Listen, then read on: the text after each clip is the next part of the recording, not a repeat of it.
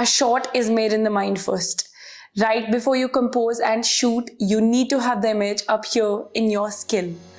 That is how you get quality images and compositions. Driving inside the forest, hundreds of compositions flood our minds. And the moment we see the chance to execute it, we stop and we wait. To train you to think like that, I have decided to dedicate an entire series of my YouTube videos to this topic. Today, in the first video, for your better understanding, I am dividing the process of creating an image into two parts: pre-visualization and execution. Under pre-visualization, we have subject knowledge, knowledge of the place, angle of shot, play of light, storytelling aspect of photography. And once you have all this in mind, the final composition and the decisive moment. In this series, we are going to take them one by one. Today's video is mainly about the subject knowledge and the place. Now, under the execution, we have technicalities like camera settings, which comprises of the exposure triangle, ISO, shutter speed, aperture, exposure compensation, shooting modes, various metering modes, AF system of your camera, etc.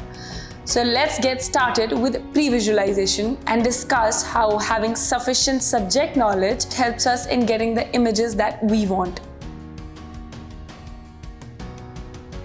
If you want something like this, when and where will you go? And let's say if you want something like this, when and where will you go? Now, it's not like I went to a national park to chill in a safari one fine day and came across elephants mud bathing in a golden hour and decided to take this shot. Or let's say a crane calling in the golden hour with the vapor breath making a smoker out of her. Some research goes behind all these images. Let's take the elephant mud bathing. Now, this one was shot in Corbett. However, it's not like a Corbett tour in January, February will give you that shot.